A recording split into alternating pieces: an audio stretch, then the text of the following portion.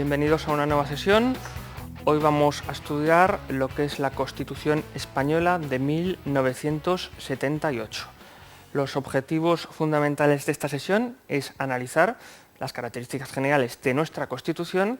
Vamos a ver también qué influencias fundamentalmente europeas ha recibido nuestra Constitución y, por último, resumiremos los principios constitucionales y los propios valores que marca la Constitución española. Nos metemos en materia haciéndonos la pregunta de cuáles son los rasgos que caracterizan a la Constitución española de 1978.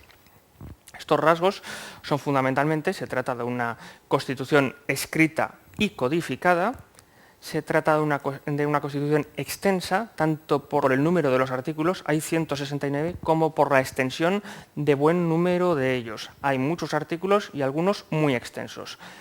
Tiene un origen popular, en tanto en cuanto es fruto de la soberanía popular y fue refrendado por el pueblo español en referéndum en diciembre del año 1978, en concreto el 6 de diciembre de 1978, por eso ese día se celebra como festivo el Día de la Constitución Española.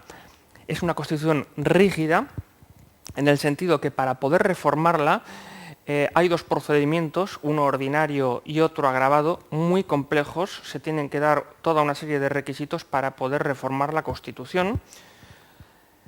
Más características de la Constitución: es una Constitución consensuada entre las diferentes fuerzas políticas que había en el año 78. Se habla de 7 padres de la Constitución que representan a los partidos políticos mayoritarios de aquel momento. Es una Constitución elástica, en el sentido de que es muy adaptable a los tiempos, es decir, con la misma Constitución pues han gobernado diferentes partidos políticos de centro derecha, de centro izquierda, es decir, la Constitución se ha adaptado a los diferentes tiempos desde el año 78 hasta ahora y solo ha tenido dos pequeñas reformas, una en el año 92, que se modificó el artículo 13, y otra en el año 2011, donde se modificó el artículo 135. Es una Constitución abierta e inacabada porque buena parte de su articulado remite a un desarrollo posterior a través fundamentalmente de leyes orgánicas. Por ejemplo, el defensor del pueblo se dice que deberá desarrollarse por una ley orgánica, es decir, es inacabada en este sentido. Se establecen una serie de principios que luego rematarán otras leyes.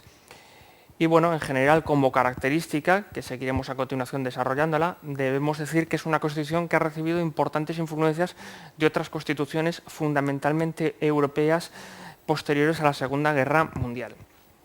Y enlazamos pues con la siguiente pregunta, y es ¿cuáles son las influencias de la Constitución española de 1978? Veremos en otra sesión que uno de los principios de nuestra Constitución es que se marca que España es un Estado social y democrático de derecho. Esto prácticamente es un calco de lo que marcan otras constituciones europeas tras la Segunda Guerra Mundial.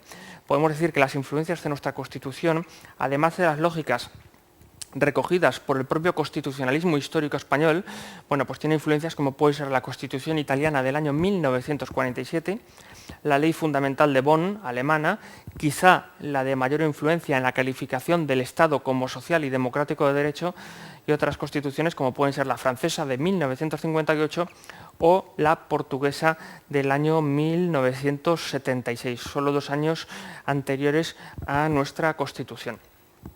Y por último vamos a ver los principios constitucionales y los valores superiores que marca la Constitución española. Dentro de los principios fundamentales, pues el Estado social y democrático de derecho, en el que no me voy a detener porque veremos en otra exposición, ¿vale? Otro de los principios es la monarquía parlamentaria.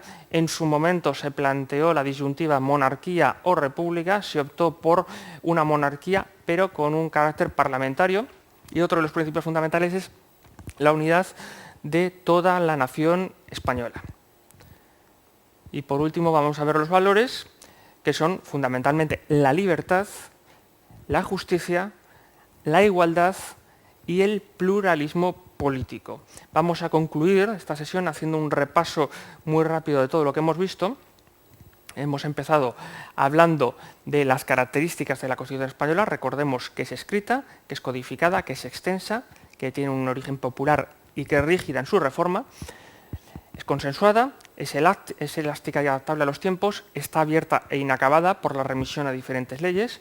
Hemos hablado a continuación de las influencias que tiene la Constitución del 78 y, por último, hemos hablado de los propios principios constitucionales y los propios valores superiores, que es la propia Constitución la que se encarga de marcarlos.